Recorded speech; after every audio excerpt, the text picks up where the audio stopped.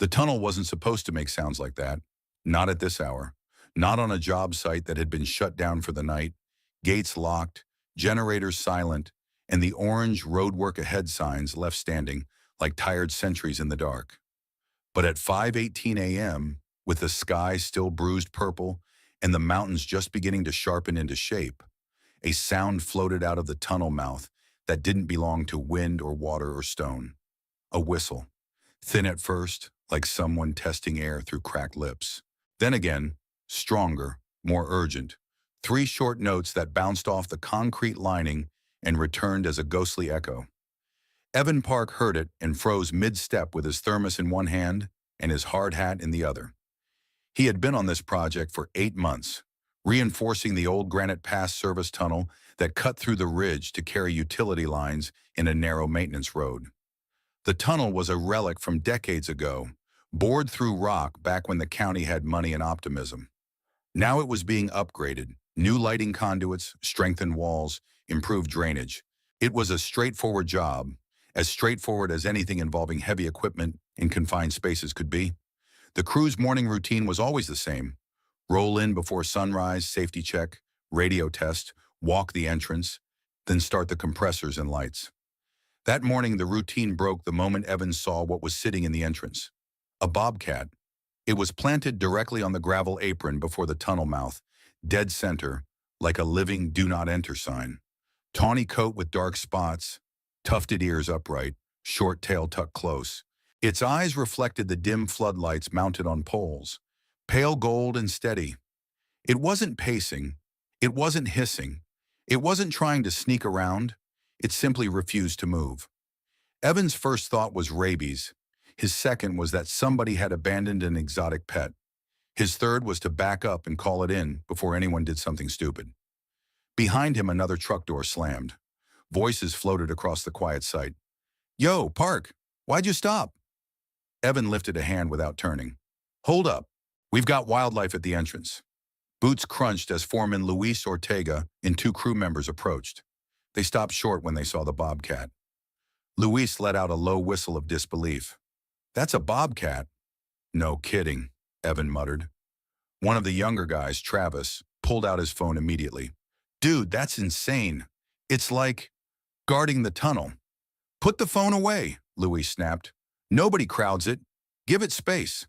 The bobcat stared at them, ears flicking once at the sound of Luis's voice. It didn't bolt.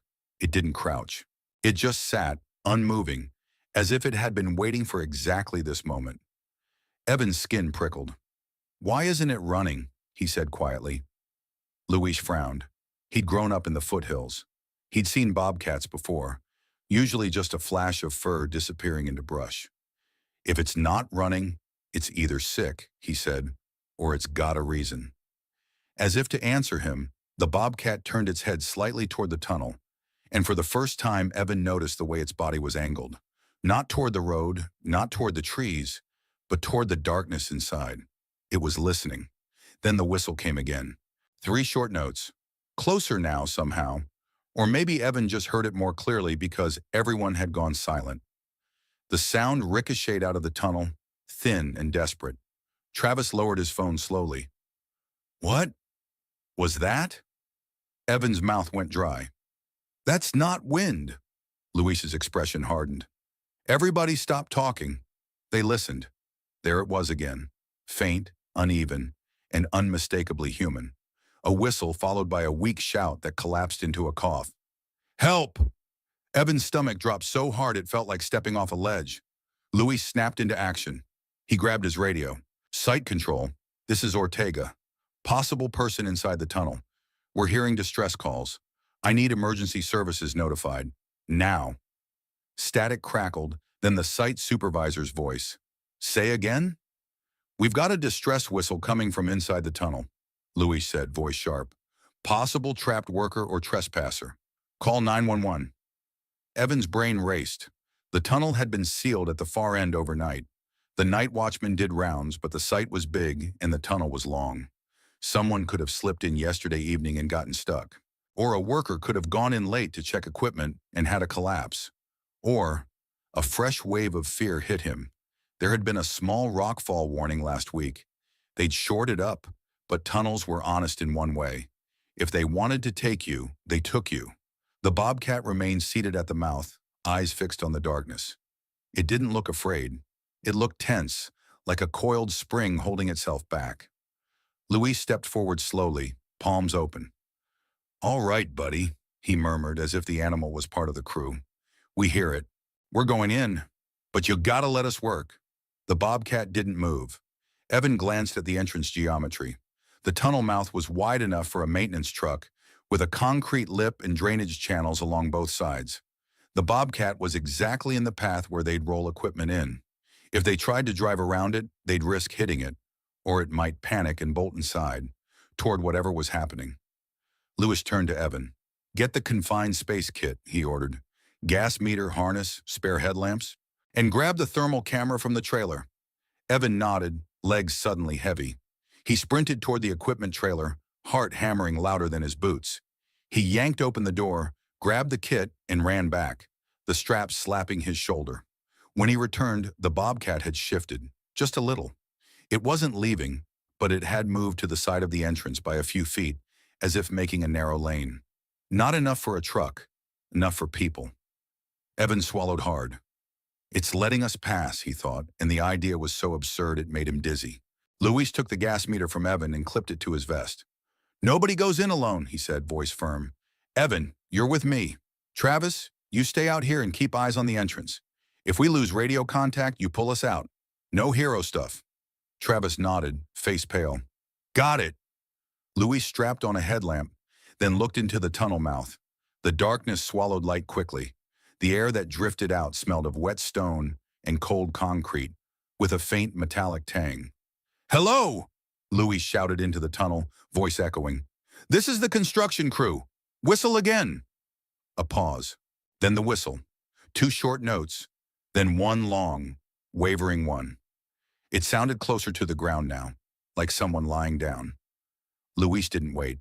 He stepped inside and Evan followed, beam of his headlamp cutting a narrow cone into the darkness.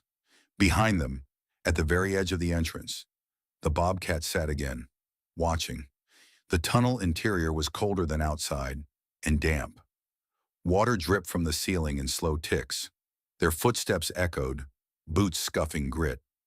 The concrete walls narrowed the world into a long tube of shadow and light. Evan checked the gas meter constantly. Normal readings. No dangerous fumes. That was good, but it didn't erase the threat of collapse or a trapped person in shock. "Whistle!" Luis called again. Faintly ahead, a cough, then a weak whistle. They moved faster. At 50 yards in, Evan saw the first sign, a flashlight lying on the ground, beam still on, pointing at nothing. Its batteries were dimming, but it was unmistakably a work light, not a civilian phone. "Someone from our crew?" Evan whispered. Luis's jaw tightened. "Or a contractor." They pushed onward. The tunnel curved slightly and the air changed. More humid, with a stronger smell of mud. Drainage issue, Evan thought. Then his headlamp caught something else. A sheen on the floor. Water, not a puddle. A slow, spreading sheet, creeping along the tunnel's low point. Luis crouched and touched it. Cold. Fresh. Evan's pulse spiked. "If the drain's backed up..." Another whistle, closer now, followed by a hoarse cry that sent adrenaline through Evan like electricity. "Here!" They rounded the curve and saw him, a man in a reflective vest, lying on his side near the right wall. One leg was pinned under a fallen piece of timber, shoring material that had shifted. His hard hat was off, lying nearby, cracked. His face was smeared with dust, eyes wide with pain and fear. His lips looked blue from cold.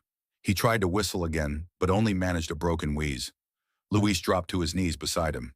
Hey, you're okay. We've got you," he said, voice steady. "What's your name?" The man swallowed hard. Darren, he rasped. "Darren Cole."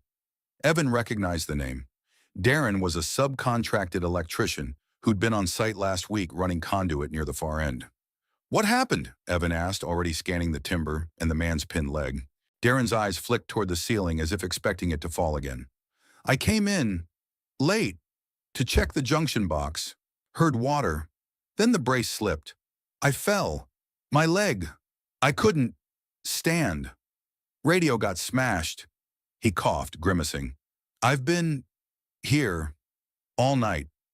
Evan's stomach clenched. All night in a cold, damp tunnel. Hypothermia risk, shock, dehydration. And now water creeping along the floor, threatening to rise. Luis keyed his radio.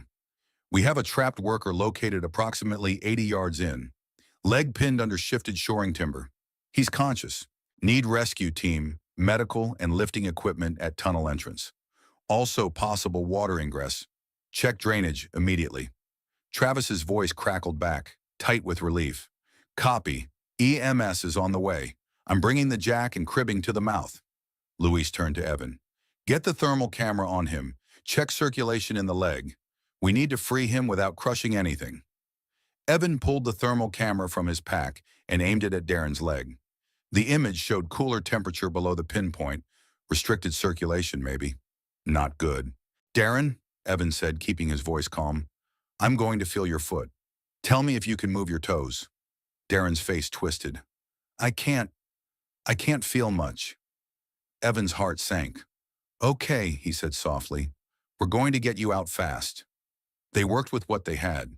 Luis wedged a pry bar under the timber, but it barely shifted. The timber was heavy and pinned awkwardly against a wall brace. They needed a jack or airbags. Until then, they had to keep Darren warm and keep him conscious.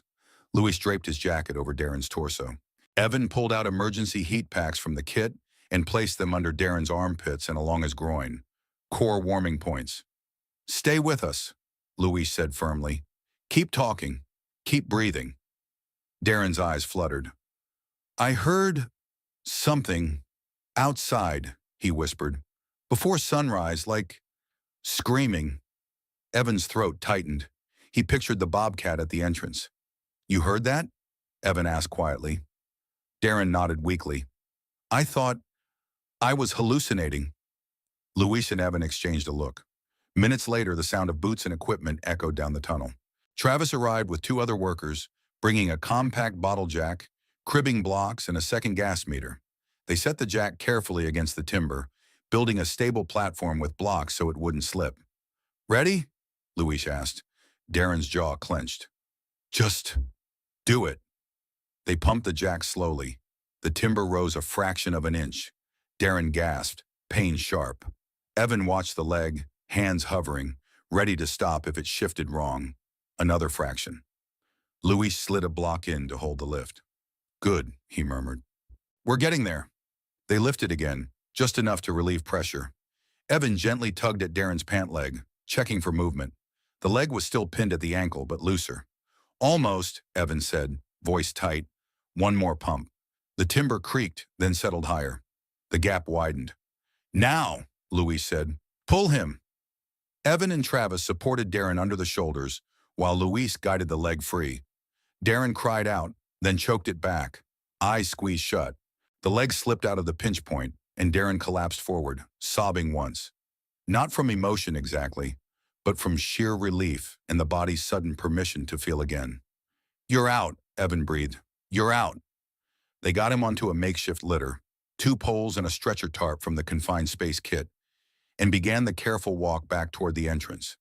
Darren shivered violently, but his eyes stayed open, tracking their headlamps like lifelines. As they neared the tunnel mouth, dawn had fully arrived. Blue light spilled into the opening, turning the outside world into a bright rectangle.